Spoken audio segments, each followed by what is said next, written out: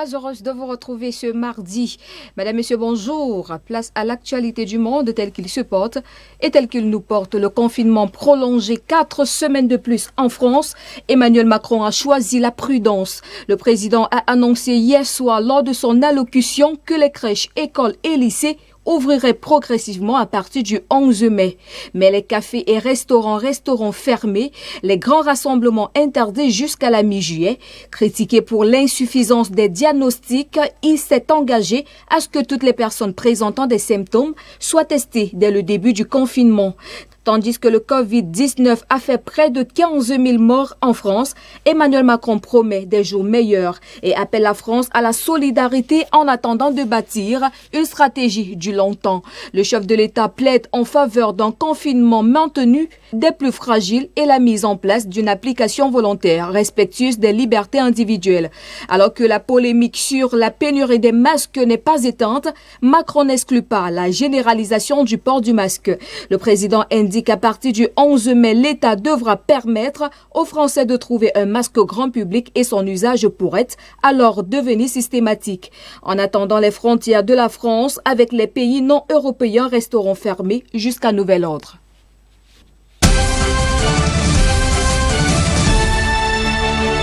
L'impatience du président américain désireux de pousser au redémarrage de l'économie en dépit des risques sanitaires pourrait bientôt porter ses fruits. Une fin progressive du déconfinement est envisagée, bien que le pic de l'épidémie soit attendu dans les jours à venir. Depuis le début de la crise, Donald Trump pousse pour une réouverture rapide de l'économie, mais selon la Constitution américaine, ce sont bien les États qui ont le pouvoir de police et de régulation des services publics. D'ailleurs, par la mesure de distanciation sociale, le gouvernement fédéral n'a toujours pas préconisé le confinement des habitants, laissant les 50 États décider par eux-mêmes, une gestion qui a entraîné des inégalités dans le pays. Pour le gouverneur de New York, Andrew Cuomo, la volonté du président de se présenter comme celui qui redémarrera l'économie est paradoxale. Face à l'évolution encourageante de l'épidémie, plusieurs États américains veulent coordonner la réouverture de leur économie sans attendre les directives fédérales. Donald Trump, quant à lui, menace les gouverneurs qui oseraient le défier. Il paierait un lourd prix politique aux prochaines élections, a-t-il expliqué. Des menaces qui ne font pas peur aux gouverneurs de New York. Dans un énième rebondissement comme la politique israélienne en a le secret, le président Reuven Rivlin a accordé une intresmie dans la nuit de lundi à mardi 48 heures supplémentaires au premier ministre Benjamin Netanyahu et à son ex-rival Benny Gantz pour former un gouvernement d'unité et d'urgence face au coronavirus. Benny Gantz, ancien général devenu chef de la formation centriste, avait obtenu le mandat de former le prochain gouvernement à l'issue des législatives du 2 mars dernier. Les troisièmes en moins d'un an qui devaient en théorie départager enfin les deux candidats.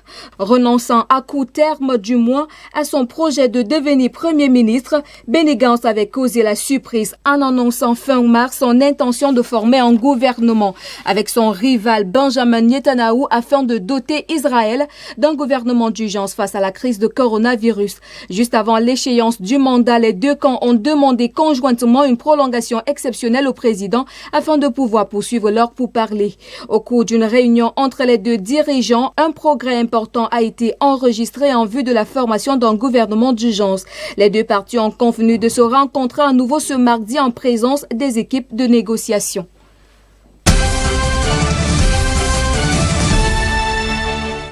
En Autriche, les membres du gouvernement veulent montrer l'exemple, tous avec un masque pour se prémunir du coronavirus. Depuis hier lundi, le port du masque est obligatoire dans les transports publics. Il est déjà dans les supermarchés.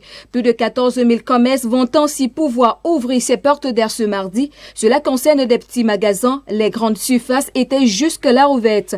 Les autres commerces pourraient rouvrir dans 15 jours et les autres dans un mois. C'est donc un retour progressif à la normale, permis notamment par une réaction assez rapide des autorités dès les premiers cas fin février. À ce jour, l'épidémie a touché un peu moins de 14 000 personnes et a fait 350 morts.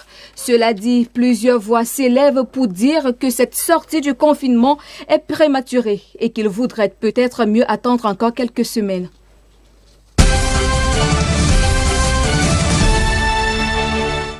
Visitons quelques pays d'Europe à présent. Comment font-ils face au Covid-19? En Italie, bien sûr, le pays le plus endeuillé d'Europe, Giuseppe Conte, a vite pris les choses en main et s'excuse pour avoir gâché les fêtes de Pâques et prolonge les mesures restrictives jusqu'au 3 mai. En Espagne, selon le chef du gouvernement Pedro Sanchez, je cite, les incendies commencent à être maîtrisés. Très meurtri, le pays se projette même dans l'après, particularité. Après des dépistages massifs, l'Espagne a décidé d'isoler les cas de Covid-19 moins graves dans les hôtels réquisitionnés. En Allemagne, moins de morts. Cela semble s'impliquer par l'importance de dépistage précoce. Les hôpitaux allemands n'ont jamais été saturés. Il y a beaucoup de lits de réanimation et des jeunes ont été infectés.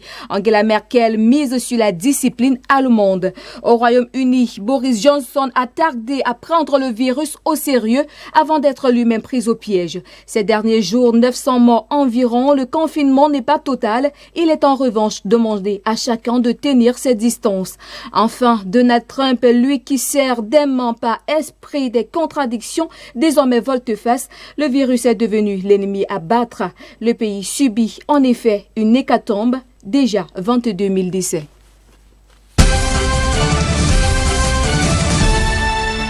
On clôture cette édition en Espagne. 10 millions de masques distribués gratuitement dans les gares et métros espagnols. Une mesure mise en place pour ceux obligés d'emprunter les transports en commun.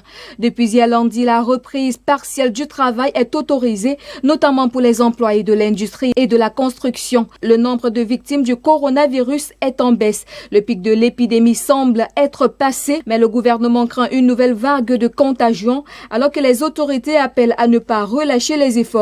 Le confinement est maintenu au moins jusqu'au 25 avril. Pour la directrice adjointe du centre d'urgence sanitaire, Maria José Sierra, il est important d'attendre quelques jours pour consolider les données, surtout après un week-end.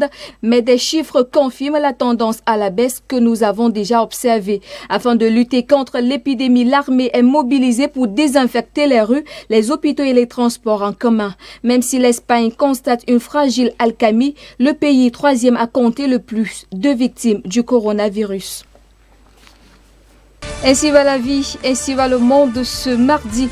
Mesdames, Messieurs, merci de votre aimable attention sur les antennes de DBS Télévision. Nos programmes se poursuivent. Surtout, n'oubliez pas les mesures barrières. À très bientôt.